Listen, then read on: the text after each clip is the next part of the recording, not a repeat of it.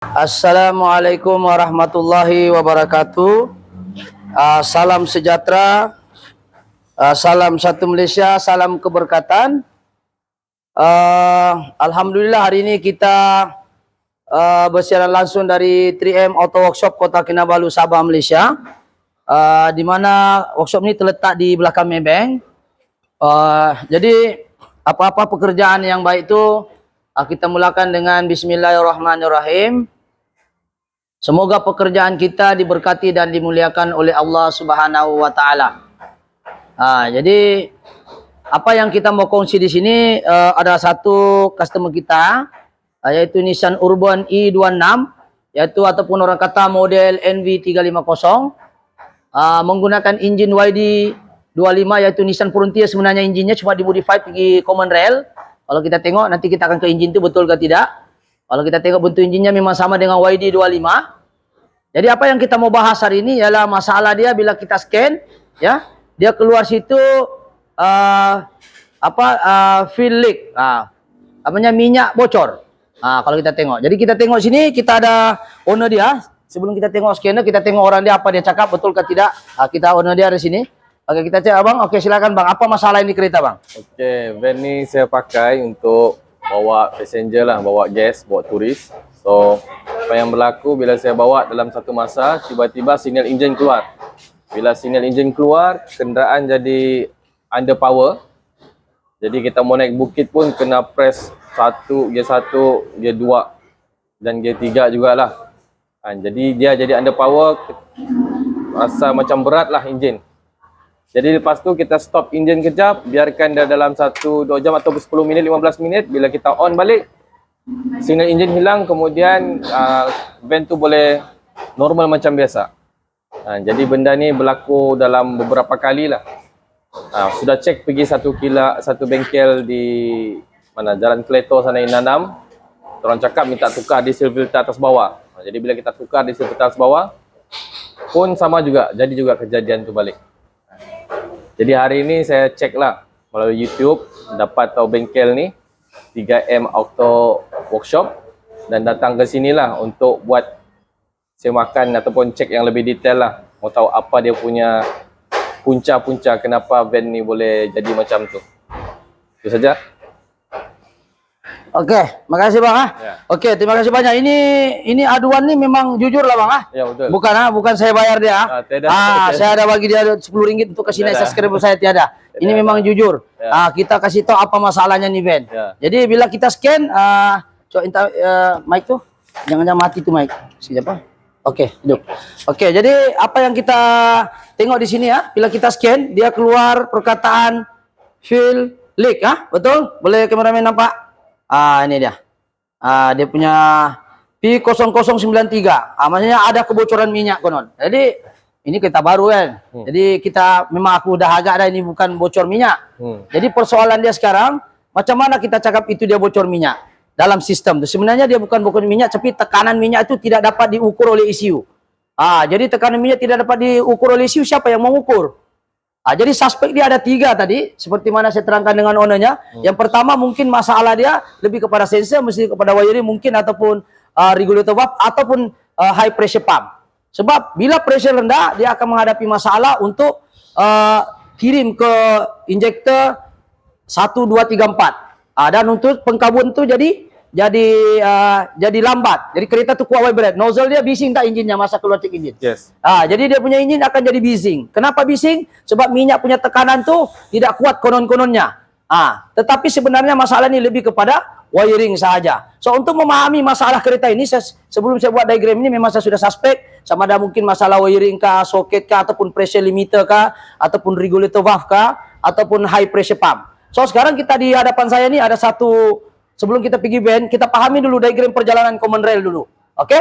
Jadi di sini yang merah ini adalah wiring dia. Ini simple, yaitu diagram dan aliran minyak common rail. Untuk minyak saja, kita tidak cerita pasal udara, kita tidak cerita pasal karan yang tidak berkaitan dengan minyak. Yang kita cerita ada yang berkaitan dengan aliran minyak dan juga aliran wiring dia. Dan kenapa saya suspek benda ini berkait rapat dengan pressure limiter, berkait rapat dengan regulator valve, berkait rapat dengan HPP, high pressure pump. Oke, jadi kereta ini baru. Setahu saya kereta ini 2017 ya. 2017. Kereta ini baru ya 2017. Kalau yang band sana tuh I25 yang atap rendah tuh, itu memang sudah lama lah. Sebelah ini boleh nampak. Jangan bagi nampak plate number lah, bagi bum-bum tengok kepala sedikit jadilah. Jadi ini plate number kita tutup, bukan apa untuk tujuan keselamatan. Nanti kamu beli nomor rekor kan susah. Jadi sekarang ini kita akan masuk kepada apakah punca masalah ini. Untuk mengetahui punca dia, pertama sekali kita kena paham kenapa dia keluar perkataan leak, fuel leak ataupun minyak bocor.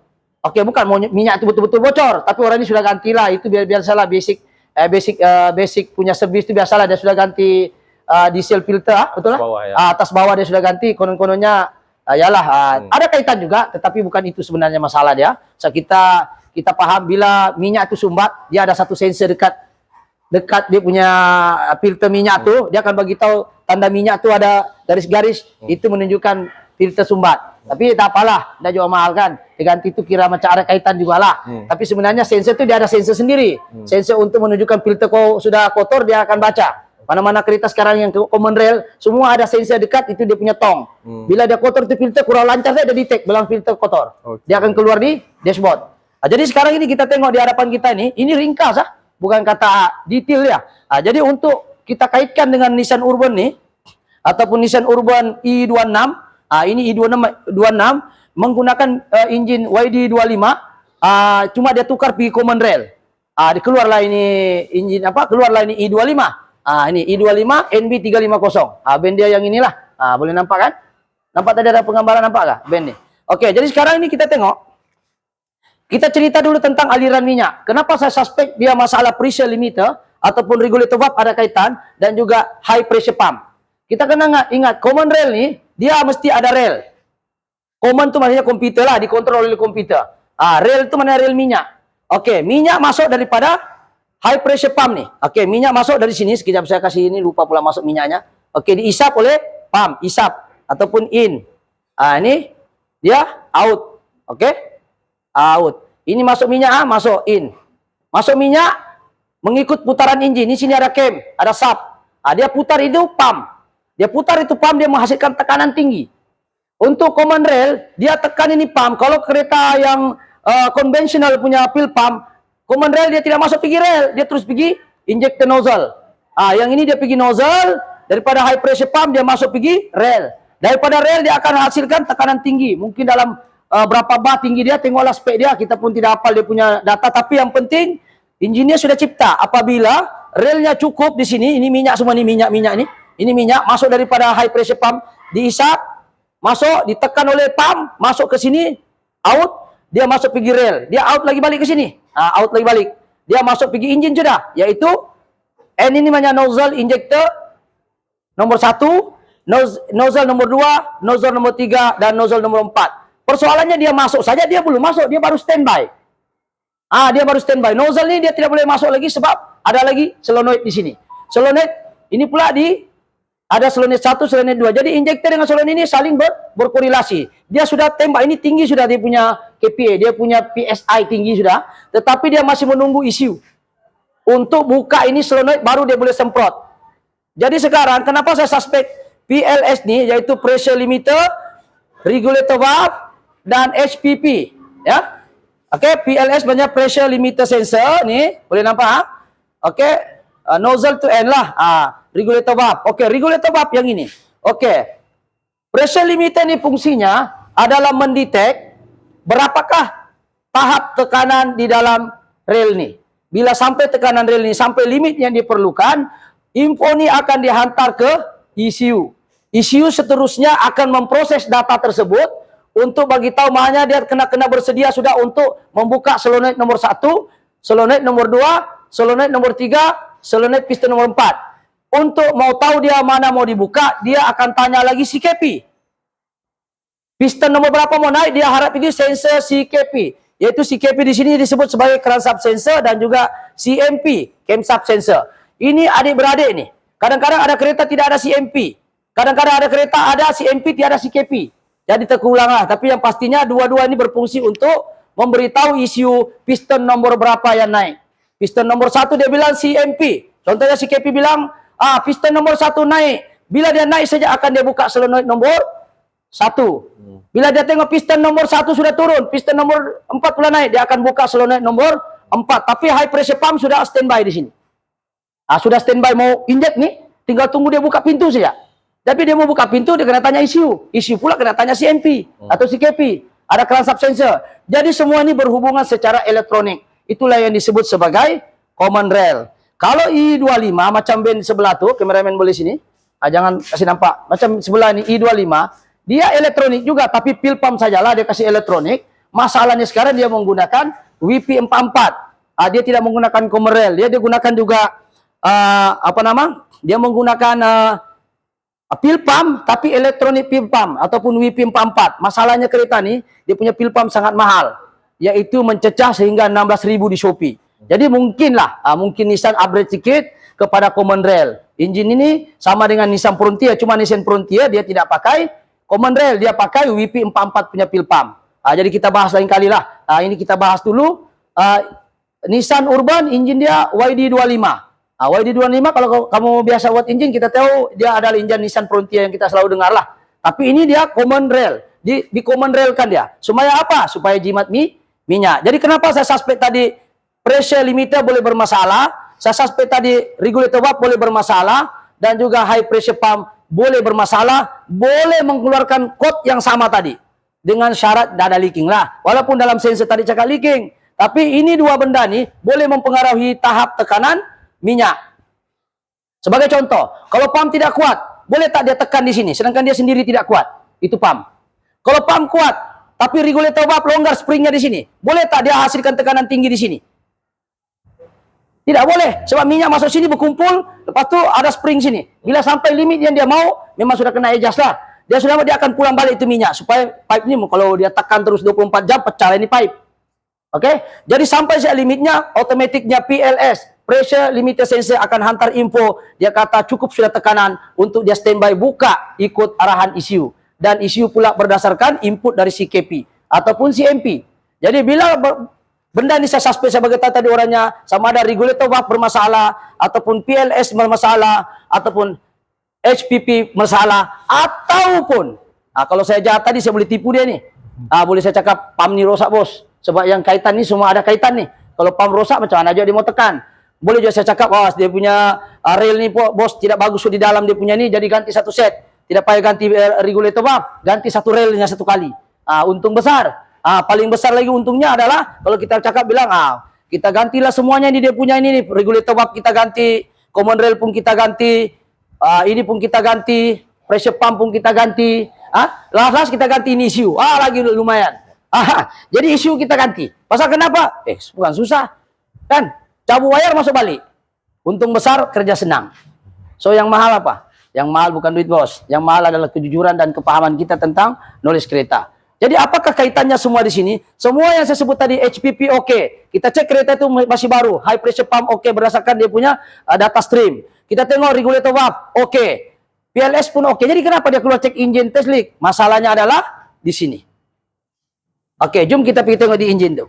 Oke? Jadi di engine ini kita nampak. Kalau kita nampak sekali dia punya masalah kereta ini adalah kereta ini dia beli second hand, betul bang? Ya betul, second hand. Dia beli kereta second hand. Dan mungkin second hand pun tidak bagus tahu kan, mana ada salesman mau kasih tahu yang wiring ini ada masalah kan. Jadi dia datang sini sebab dia tengok YouTube saya. Saya pun sudah kasih terang dia sebelum saya buat diagram, saya sudah ajak semua benda-benda ini. Dan alhamdulillah, agakan itu juga menepati syarat, yaitu masalah wiring satu wire saja dia putus. Bukan dia putus, dia longgar. Kita tengok kereta ini. Coba tengok kameramen, mungkin boleh flash ini. Oke, ini namanya pressure limit. Oke, sekarang saya terangkan satu-satu daripada ini. Ini namanya rail. Yang tadi ini rail, ini rail, ini rail. Ini high pressure pipe, nozzle 1, nozzle 2, nozzle 3, nozzle 4. High pressure limiter yang ini, tengok nih. Pressure limiter yang ini. Biasa regulator valve di ujung sini. Regulator mana yang ada minyak balik? Nih. Regulator valve di ujung nih. Nih. Yang return balik minyak tuh, di situ ada regulator valve. Sini nih, ada mana yang return balik minyak, itulah regulator valve. Ini sorry. Nih, ini regulator valve nih. Ini. Ya, ini kalau spring, dalamnya ada spring. Kalau springnya longgar pun, lower pun, dia cakap juga leaking minyak. Kalau ini pun gila-gila sensornya, tidak menghantar maklumat, sensor rosak pun boleh jadi code yang sama. Tetapi untuk case yang ini, masalah ini saja. Wiring yang ini Yuska ini dia pakai wiring macam wiring apa nih? Ini wiring rumah ya 1,5 mm. Satu wiring karan rumah yang 240 volt nih. Karan rumah dia pakai dan dia sambung di sini. Kalau kita nampak ya, dia sambung di sini. Dia berlaku masalah di sini touching tidak touching. Jadi kita punya masalah, hanya masalahnya sekarang pressure limiter tidak ditukar. Regulator valve yang ini pun tidak ditukar. Rel pun kita tidak tukar. Cuma masalahnya wiring sahaja. Yaitu yang paling mahal diantaranya adalah high pressure pump di dalam sini. High pressure pump di dalam. Di dalam sini. Kalau kita ganti pump untunglah. Untung banyak untung kalau kita ganti dia punya high pressure pump. Pump bertekanan tinggi. Oke, pump bertekanan tinggi dihantar ke sini. Di bawah sorry ya. Oh di bawah nih. Ini high pressure pump di bawah nih. Dia tengok tangan saya. Nih, high pressure pump di sini. Dia hantar ke input. Nih input. Nih nampak pipe. Nih input. High pressure pump antar tekanan tinggi. Dia akan tunggu pressure limiter hantar pergi ECU dan ECU akan menghantar buka solenoid 1, 2, 3, 4. Dia akan hantar satu-satu. Jadi berdasarkan pressure limiter dan untuk buka yang ini dia sudah dapat input dan kata cukup sesuai tekanan. Dia akan bagi tanya si KP ada duduk di bawah, enggak nampak. Keran subsensor ada duduk di bawah dekat puli besar tuh. Dia duduk, jadi kita tidak nampak. Dia akan hantar ke ECU harus seterusnya membuka piston nomor 1, 3, 4, 2. Lebih kurang pyro order lebih kurang gitu. 1, 3, 4, 2 lebih kurang gitu. Oke? Jadi yang pasti sekarang ini masalah ini Ben apa saja simple saja. Yaitu masalah wiring di mana Yuska menggunakan wire begini dan wiringnya tidak kemas. Saya pun tidak tahu kenapa juga dorang tidak nih. Oke, kita tengok 3 wire Kita buka dulu. Sekejap.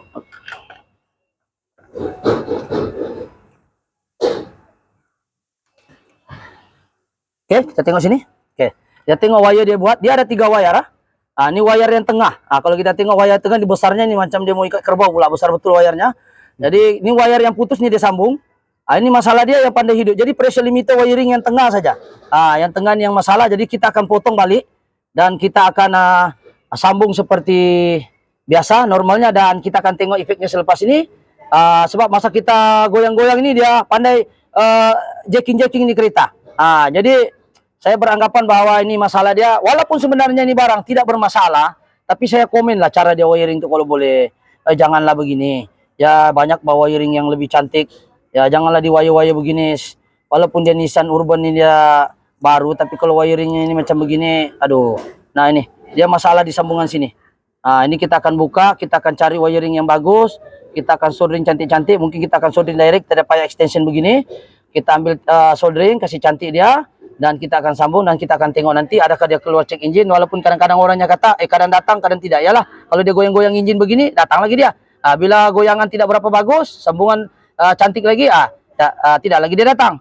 Jadi sekarang ini lebih kepada masalah pressure limiter wiring input saja, yaitu macam grounding di sini yang 3 daripada 3 wire ini ada 1 wire yang dorang sambung dan berlaku masalah di sini. Ini nampak nih, di sini berlaku nih. Di sini ada masalah wiring yang dorang sambung. Saya pun tidak paham kenapa lah juga di wiring begini. Jadi kita akan wiring balik dan kita akan soldering dan kita akan hold dulu penggambaran nih. Kita akan wiring kasih cantik. Lepas itu sudah itu baru kita akan pasang balik. Alhamdulillah insyaallah keretanya akan kembali normal. Mudah-mudahan itu saja masalahnya setakat ini. Sebab masa kita buka ini barang time dia hidup kita goyang-goyang dia pandai bergegar itu engine. Jadi memang berlaku masalah sambungan yang tidak berapa cantik lah. Jadi itu saja yang kita dapat paham. Insyaallah. Jadi sensor pun kita tidak ganti dulu. Kita cuma perkemaskan sahaja wiring. Mudah-mudahan kita dapat menjimatkan kos lah. Oke, itu saja kita hold dulu. Kita tunggu untuk wiring untuk kita soldering, kasih lawa-lawa dia. Ya, lepas nanti wiring siap semuanya baru kita akan sambung lagi penggambaran. Kasih post dulu. Oke, assalamualaikum. Sambung tadi ya. So kita telah pasang wiring dia, kita kasih kemas, kita kasih ikat dan alhamdulillah kita sudah selesai bagi pressure limiter ya. Pressure limiter kita sudah kemaskan tadi. Ini wire kita sudah balut dan kita ikat kabel tie di sini. Di dalam kita sudah sambung dan sudah kita kemaskan. Ini wire yang dia sambung orang tuh. Benda-benda begini sepatutnya kita elak lah. Sebab wire ini kalau kita tengok nih macam tidak tahu wire apa dia pakai nih. Macam 1,5 wire rumah punya nih. Jadi kita sudah sambung dan kita akan tes untuk kita start. Dan kita tengoklah bagaimana dia punya kesan. Yang tadi bila kita pegang ini wire, kita goyang-goyang dia akan jadi semput. Dia jadi semput. Sekarang kita goyang-goyang pun wire nih. Kita goyang-goyang wire ini tidak sebab dia wire itu dia gini. Wire dia di sini tadi itu sambung. Jadi bila dia goyang-goyang dia tidak berapa rapat. Ini terlampau banyak sambungan saya pun tidak tahu. Kenapa lah dia tidak buka saja ini kan sambung direct. apakah dia punya niat ini untuk supaya wayar itu lagi kuat kah? Ini bukan wayar kipas nih, begini besar nih. Ini hanya sekadar wayar input saja. So kita buka wiring dia dan kita sudah kemaskan. Tadi masa kita goyang-goyang begini, itu engine begini-gini, gegar-gegar. Nah ini. Jadi sekarang kita goyang-goyang pun, wayar pun oke. Kita goyang-goyang. Sebab engine ini dia ada vibrate. Bila dia muat penumpang lagi goyang itu engine, jalan tidak rata dia goyang. Jadi sekarang kita dah kemaskan dan kita tengok sini tiada juga cek engine keluar. So jom kita tengok scanner pula, dia masih simpan memori lama kah atau macam mana? Jom kameramen kita mungkin boleh tengok. Oke, sekarang kita tengok scanner pun sudah kalau cakap di sini adalah normal lah. ABS normal, engine pun normal lah. Meter normal, BCM ni body control module, PDM ER normal, semua normal. So itu sajalah setakat perkongsian pada hari ini, yaitu hanya sekadar masalah wiring sebab dia beli di Yuska, hanya masalah wire yang dia looping seperti ini. Meskipun tidak tahu apa dia punya tujuan dia pakai wire besar, dan kalau dia sambung pun kenapa lagi ada sambungan di sini? Saya pun tidak paham. Yang pasti wire yang setakat input saja tidak perlu besar-besar, kecuali wire kipas, fan motor untuk kereta-kereta yang ada fan motor lah guna ini. Jadi kita sekadar itu sajalah saya rasa perkembangan. Jom kita tengok, mungkin kita boleh tengok dia punya data stream. Oke, kita akan masuk data stream. Walaupun dia kata normal, kita tunggu data streamnya. Tengok dia punya data stream, tengok macam mana dari segi all signal dia. Kita tengok semua positionnya, kita nampak di sini bagaimana semua sensor-sensor itu bekerja. Oke, AC pressure sensor, axle precision sensor, axle precision sensor yang inilah. Ini rest dia. Tuh tengok nombor bergerak. Ini tengok series, dia mesti naik voltage dia. Bisa dia ni pakai bukan pakai kabel, pakai sensor.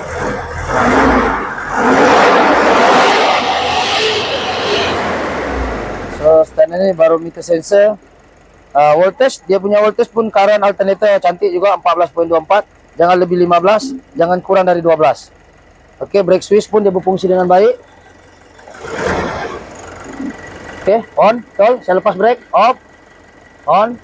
So dia berfungsi, semua sistem beroperasi dengan bagus. Cuma dia ini semua brake switch ni semua BCM yang jaga. Saya itu BCM cakap tadi normal. Tengok CKP. Ini yang saya cerita tadi lah, CKP ni crankshaft sensor. Kita rest dia mesti berubah, ya.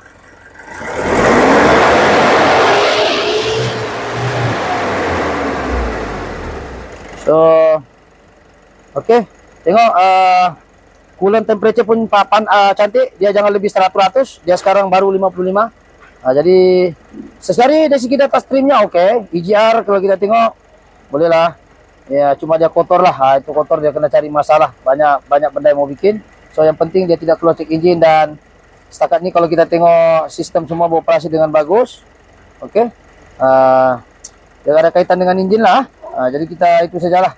Kalau kita tengok semua ni, semua kita baca lagi satu kali. Dia kata no DTC, maksudnya tidak ada di fault code yang keluar. So sekarang ini sistem ini bekerja dengan normal. So harap itu sajalah. Kalau dia masih juga keluar, maknanya kita akan suspek lagi benda-benda lain yang berkaitan dengan dia.